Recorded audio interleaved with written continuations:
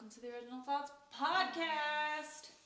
It's Original Thoughts time, or it's time for the Original Thoughts podcast. Or okay. Welcome to the Original. Is this too high? I think it is. Okay. Well, no, last time I was watching the podcast, and every time I said something mildly embarrassing, my face would like. No, that's cute. That's cute. I like that. Yeah. Ring. Hello? Hey, Kelsey? Hey, Sarah. I forgot what I was gonna say. Wait, what time is it? Do you know what time it is? Imagine calling someone to ask them what time it is. What time is it? Hello? Hello? Hey, Kelsey? Sarah. Wait, what time is it? I think it's time for the Original Thoughts podcast. I think so.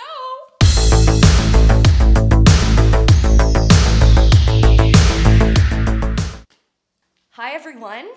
Welcome to Original Thoughts, Episode 3. Episode 3. Third time's a charm. I'm very excited about this. And, I think we're creating a habit here. We're doing this on a regular basis. Yes.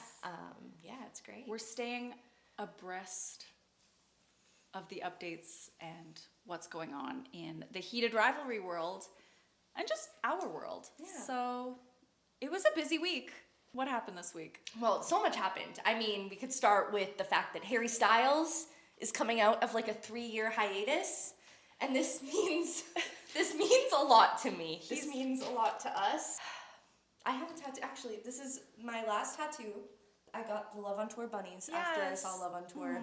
I will be going to Kiss All the Time, Disco Occasionally World Tour. I don't know how, but we will be going. What a title. I love it so much. The title is so bisexual to me. Yeah. Everything about the branding of the album so far, very bisexual, but maybe that's just me being a bisexual. But I will say my wedding is being rebranded to Kiss All the Time, Disco Occasionally. That's the perfect theme. Thank you. For a wedding. I think so. There was some funny discourse online about that, Harry Styles saw Benson Boone, saw these other guys, and he was just like, you know what, I'm relaxing. I'm on vacation. I'm maybe getting a hair transplant. I don't know. I'm with Zoe Kravitz. But then Heated Rivalry dropped, and he saw these gorgeous men and this fanfare, and he said, I gotta get back to work. And here we are. And I am so excited about it. Yeah. He cannot disappear for another 3 years. Like, No. I understand why he would. Yeah. But it's just, no. I'm so excited because truly, like, we are being fed. We are being fed fangirl content because, once again, the Heated Rivalry fandom is fucking crazy, first off. Yeah. Fucking crazy. And some of you need to calm the hell down. Yeah. First off. But the Harry Styles fandom is a little bit more subdued, I feel like. And that's there is some overlap. It's like a Venn diagram here, but like we said in our last episode, like we are experiencing, for some people, this is the first time they've really had kind of a fandom, and so maybe they don't know how to act. Maybe they are going a little too excitable with the doxing and shipping. The parasocial relationships that they have with these like young men, it's weird. They're it's characters. Weird. Like they're characters, and the actors can live completely separate lives, and that should be okay. And that has nothing to do with you as like a fan separated from the art. No. And I really think, like, and we said this last episode, but I say this again, and I'm speaking to the fans that are maybe ruining the chances of us seeing personal things from Hudson and Connor. Stop. Stop. Fucking stop. No one should be in Francois' Instagram comments saying, kill yourself. Oh my gosh, yeah. And also, like, I am tickled that Francois and Connor are seen together. Like, again, like, isn't that fun? Isn't that fun heated rivalry content? It's not like, oh, they wrapped and never to be seen again. It's because there's an age difference. Yeah. But once again, it doesn't fucking matter because Connor is 25 years old. Yeah. It doesn't matter. It's like if we were dating. Oh my gosh. Literally the exact age gap. Wait. But you're very mature for your age. Thank you. No. Thank you. But yeah, stop being fucking weird. Yeah, don't be weird. Don't be weird. We're over it. It's actually really embarrassing. It is embarrassing. And like, be excited, enjoy the joy that we're being fed, but like, Stop being creepy. let's be responsible about it. We've moved on past this as a society. And once again, like if you're feeling weird about men showing intimacy or being friends with each other or just like, you know, seeing men hang out in public, stop. Yeah. Thank you. We saw Milan Fashion Week this week, Wow. where Hudson made his runway debut in the D Squared fashion show. So like Canadian meets Canadian world tour. I World love tour. it. I love it so much that again, we're being fed. Like Sarah sends me like screenshots and things from Twitter all the time. Yeah. Every day it's something new and I'm just like, this fandom is giving. It is. Because yeah, the series wrapped, you know, just 6 sweet little episodes, but we're getting so much more and it's keeping the important conversations going. So that's what I think is important here. Yeah, and I think like with that too, it's definitely showing which brands are maybe allies Yes. versus, you know, just being performative. Yes. But in my opinion, it's all pretty fucking performative by the NHL. Absolutely. So I think we can kind of move into that there.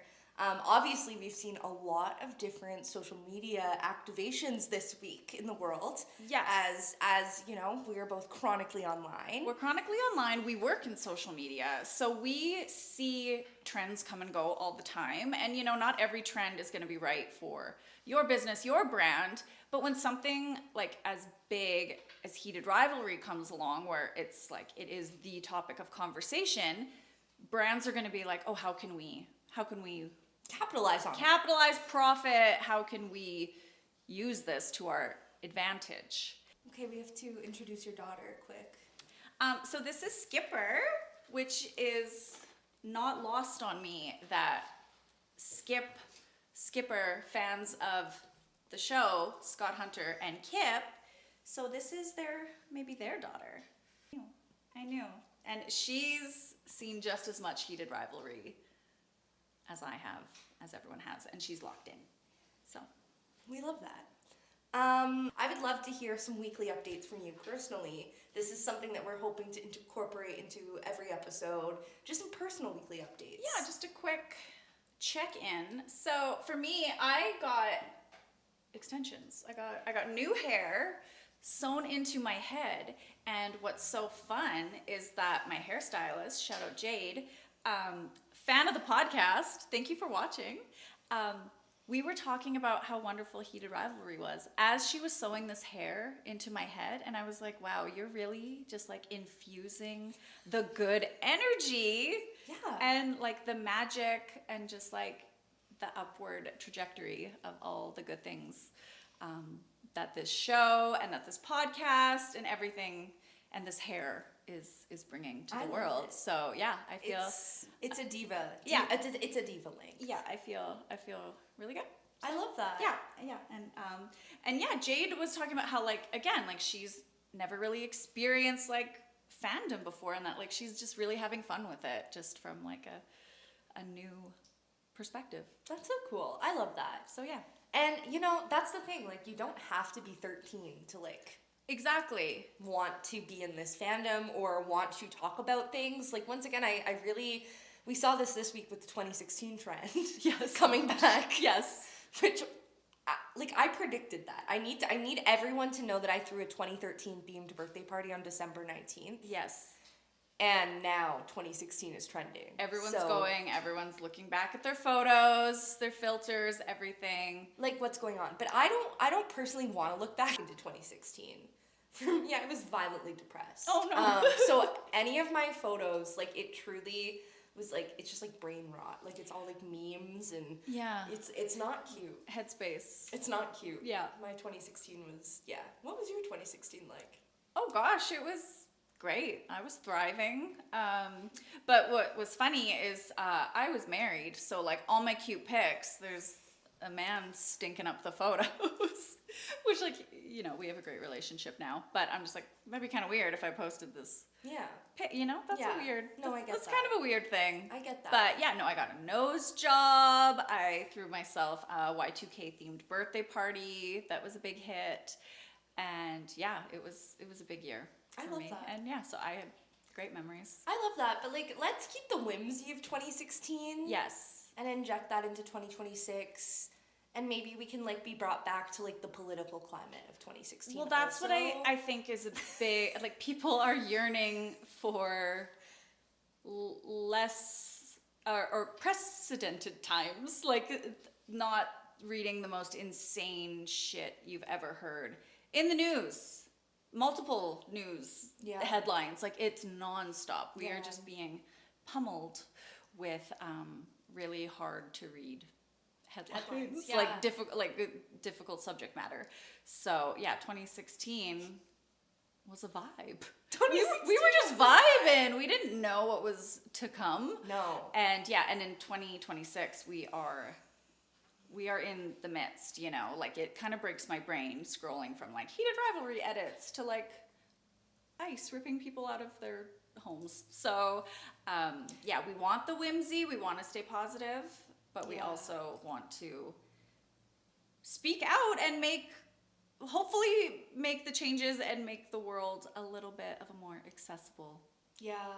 I think open maybe place. that's the one part of all of this that feels very dystopian to me is we have these like new stars, right? Mm-hmm. And they're doing all these things. They're going on so many press tours. They're meeting all of these rich people who actually probably all have the money to like fix social issues. Yes. Or like, you know what I mean? Like the fact that like Connor and Hudson, like they probably still don't have that much money if you really think about it. Yeah. Like I'm sure from like It's coming. It's coming. The brand deals. Yeah, like it's coming. Una Hollander. But I would just love to know how it feels to be in a room full of like wealthy millionaires. Yeah. And you're like, I was waiting tables 8 months ago. You know what I mean? Yeah, like, I was serving you, or like you wouldn't have even come to the spaghetti factory. That's what I mean. Like, it's just like, it's so weird to me, and we're in such a weird phase of the world right now where it's like rapid headlines to the point where I think people are maybe using things like Heated Rivalry or other shows to kind of like escape that world. For sure. And maybe that's where the parasocial relationship to these actors is coming into play a bit more. Yeah. Because people are attaching onto these like positive, happy things in a world that is like actively blowing up. Yeah. Interesting. Very interesting. Feels a bit like the Hunger Games to me.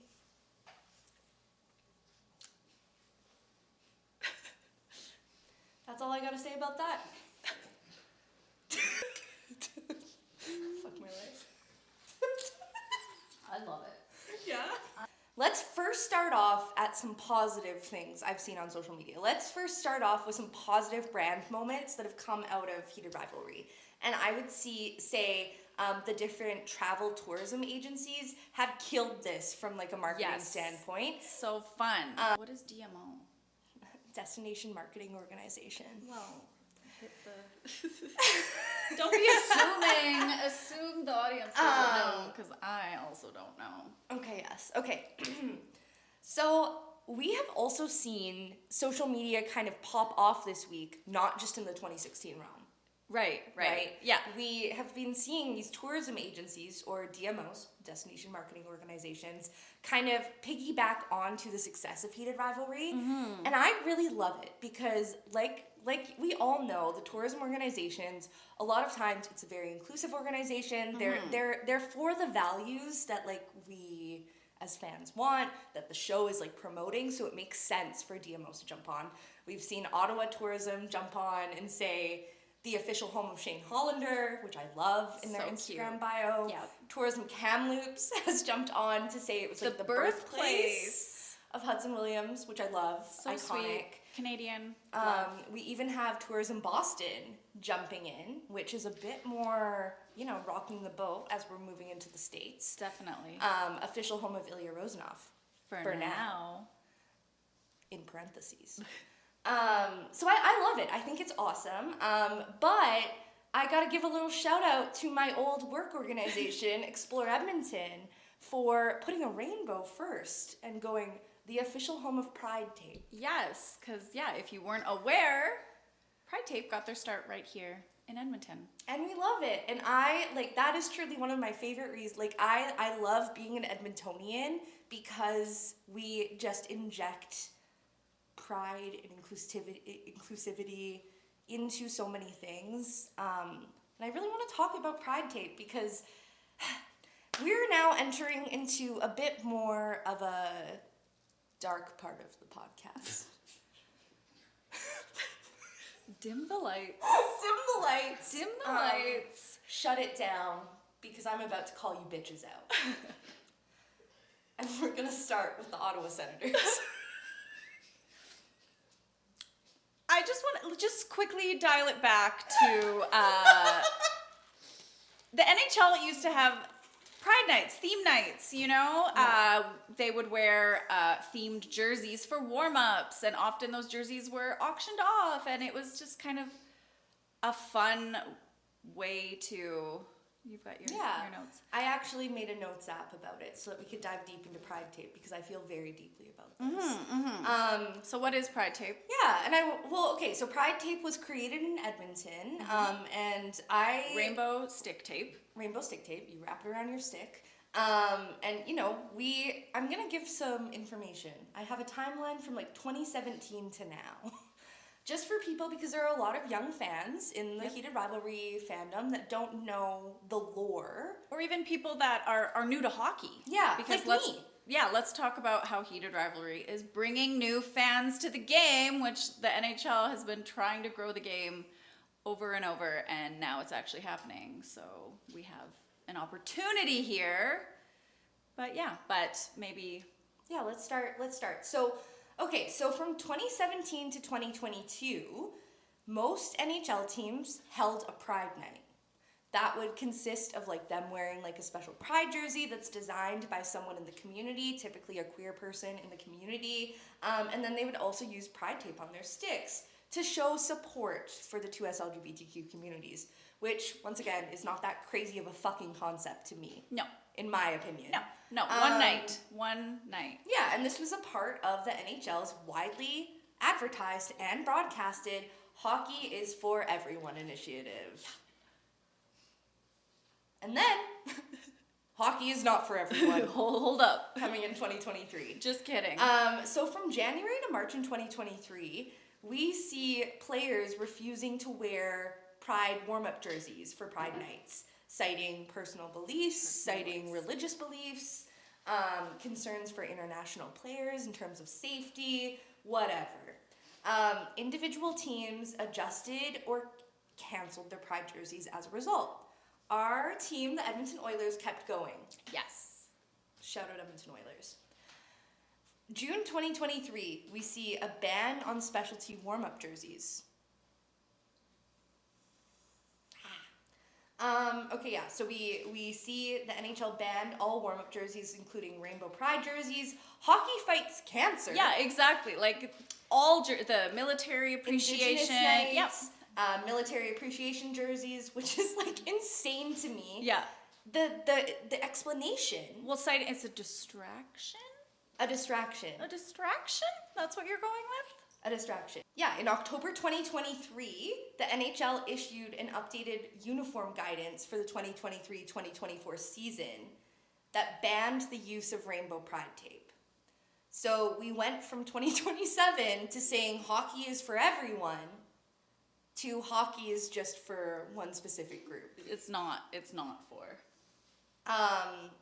It's fucking crazy. Whatever. We see this. I do want to say that when the NHL announced a ban on Pride Tape, our captain, Connor McDavid, maybe even the league's captain, captain, Connor McDavid, he said, "I am an ally." Yeah. But he stood up saying that it was disappointing, and he expressed his belief that hockey should be for everyone. So we have really big captains coming out, whatever. McDavid also referenced that Edmonton was one of the first teams to use Pride Tape. And he wanted to continue celebrating those moments because that is what the fans reflected. Yes. We love it. Obviously, we see at the end, I believe this was actually just before the Heritage Classic, when it was in Edmonton, which was between the Calgary Flames and Edmonton Oilers. We had, notably after the Arizona Coyotes defenseman Travis Dermott used pride tape in defiance of the ban, the NHL rescinded the ban.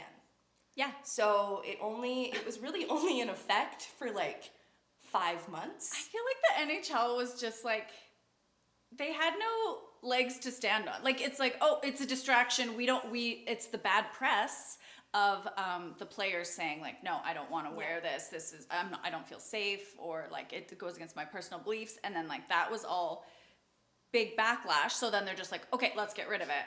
But then once players started defying, instead of fining players, like, because then that's gonna look really bad on them. Yeah. Then they go back. Like, it's so like, are you allies or not? Is hockey for everyone or is it not? Is it not? Because like if hockey is not for everyone, just say it. Yeah. Because like once Who's again, hockey for? We are in this like weird limbo period where like pride tape can be permitted for voluntary player use.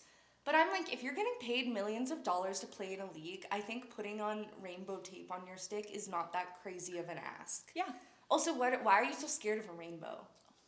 Like, People are really scared of rainbows. I don't get it because rainbows are typically like happy. You know what I mean? So beautiful. It's After the happy. storm. It's After happy. the storm, there's the rainbow. But I do want to say the specialty warm-up jerseys, like the pride jerseys that we saw teams like the Oilers wearing on the rink, have not come back still to this day. No. Most recently, I think the Calgary Flames had a Pride Night the other week, and like, I'm not a Flames fan, but you will see me commenting on every Pride NHL team when they are showcasing something, because those comments are scary. But they had Pride jerseys just for like their entrance, like their league fits walking into the arena. Yeah. So like, I mean, they're not wearing them on the ice, but at least like the jerseys were designed, they were beautiful. And yeah, so I don't know. I'm hoping with maybe heated rivalry, like this week we also got the commissioner Gary Bettman saying he binged the series. So that's kind of like the first like actual acknowledgement we've gotten from the NHL. Which is like awesome. But like, clock is ticking. It's been a minute. And this also goes back to the social media aspect. So Canada Dry, the ginger ale, like ginger ale is mentioned all throughout the books, the series. Shane Hollander loves his ginger ale. And Canada Dry, an iconic brand, nothing. Like they're crickets online.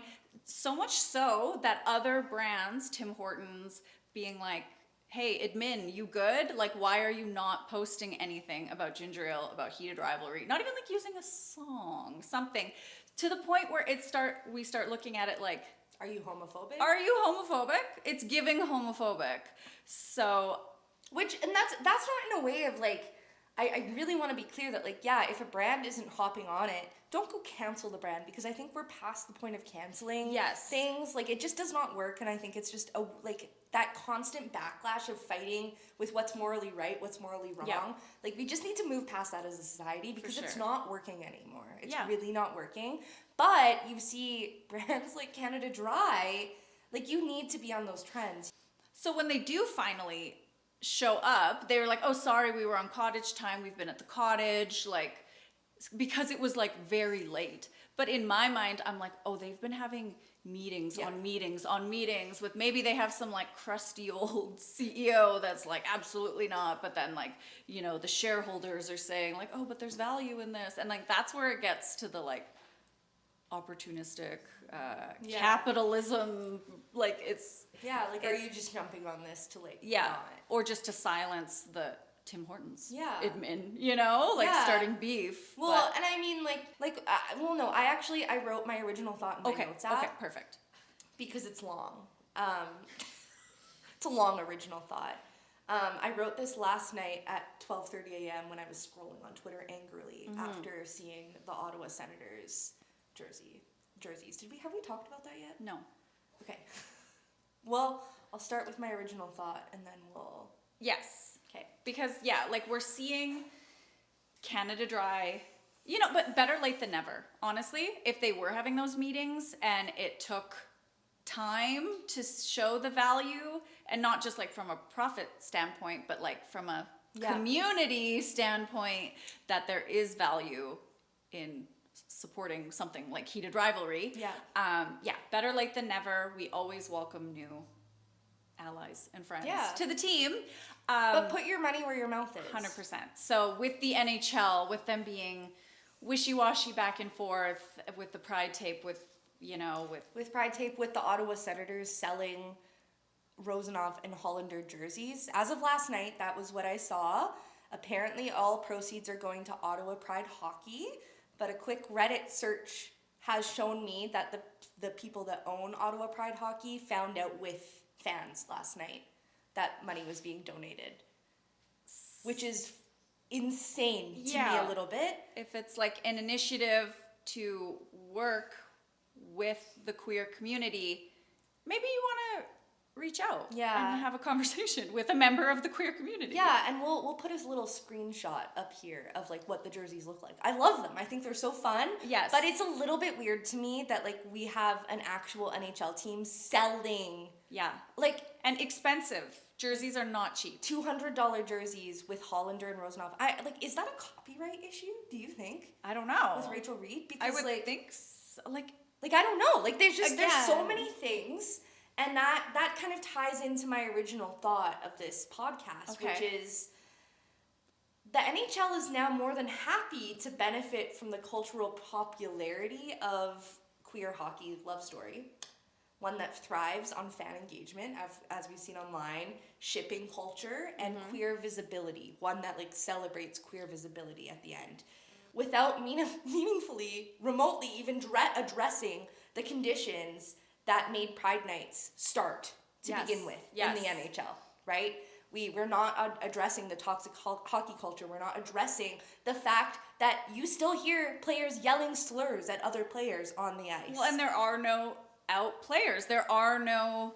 It's inclusion when it's profitable. It's inclusion when it's profitable. Profitable and it's palatable and fan-driven, not when it actually requires the NHL to be leaders in that space. To take the leadership, to be the one to put themselves out there. Yeah, so the NHL, in a way, will sell the fantasy of queer romance. Yeah. But then when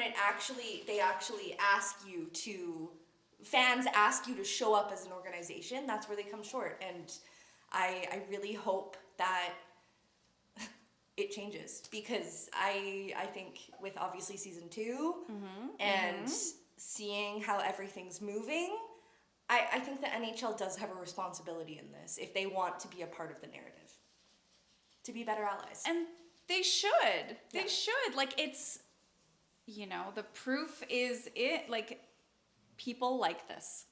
Not just gay people. Not just gay people. Not just straight women. Like, not just teenagers. People like this because it's an authentic love story that doesn't necessarily depict queer people as, like, crazy, drug, sex-hungry people. I mean, obviously, weak. These are masculine men, the top of their craft. But that's what I mean. Like, I truly think about probably all of the, closeted NHL players right now who are probably very terrified to, like, be outed or to come out right now because there still are those misconceptions, right? Yeah. And we'll say it as it is. We're in this era of, like, rapid hate everywhere. Yes. Hate everywhere. And that includes fans, unfortunately, in the US and in Canada, having hateful opinions, having not inclusive opinions. If you visit any comment section, shout out all the NHL team admins and all the people that have to deal with those comments. Because like I said, I will always, even if I'm just sending some hearts, some just positivity, sometimes I get people replying to that, and wanting to fight with me and argue with me that we're shoving it down people's throats and when is straight Pride Night? Mm-hmm. You mean every other night ever since the beginning of time? That's what I mean. I just, anyone watching this that doesn't agree with Pride in general, I truly ask you to sit down and like critical think for a second here and ask why a rainbow and people that are truly just wanting to live their lives authentically scare you so much. I think that there needs to be a broader sense of we're all in this together a little bit here. Hockey is for everyone. Question mark? Or is it? Well, I don't know. I'd love to hear, like, if anyone that watches this has any takes on this. I'd love to hear a take on the NHL's response to this because, once again, I think it's awesome that we have, you know, like you said, Gary responding to this and things like that. But that's it. That's it. Like, there needs to be more. They're inviting, like, Jacob Tierney got invited to, like, an LA Kings game. Right. Yes. But I'm like, okay, you're inviting people to games. Cool.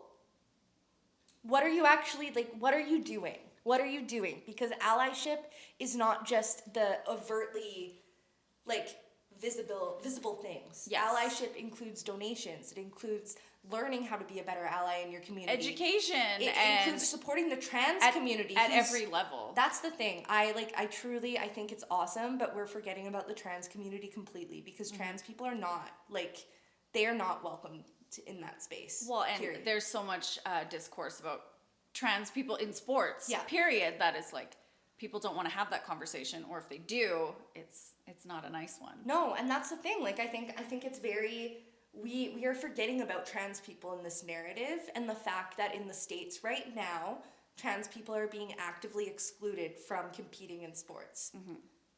And I don't know. I think maybe that's something we need to be thinking about more. What are we doing to support our trans brothers and sisters through this? Mm-hmm. Of course, we're supporting two, like, attractive the gay most men. Gorgeous men you've ever seen in your life. Yeah, but it's like, like okay about, for them. Like, I want to see a drag queen at an Oilers game. Me too.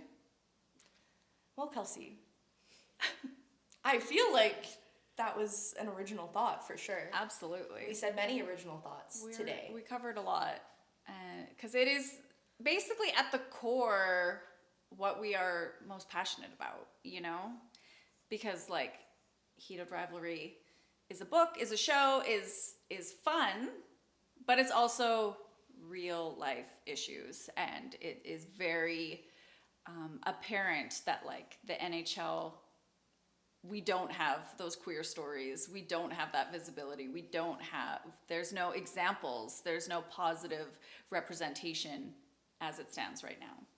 So until that changes, we're gonna keep talking about it. Kind of at a standstill here. Obviously, these are really important conversations that we're not going to stop having on this podcast. No. And we're very, very, very overtly about that. Like, we're never going to stop talking about these things. So no. I really want to, like, this is important to us, and we feel very strongly about it. So NHL, you have a lot of work to do, but I'm glad we're at a point now where we finally have a show that starts this conversation. Exactly. Yeah. Hopefully in a positive way, and we'll see where it goes. But yeah, I think that's it for today's episode. We'll see you next time. Thank you. Bye.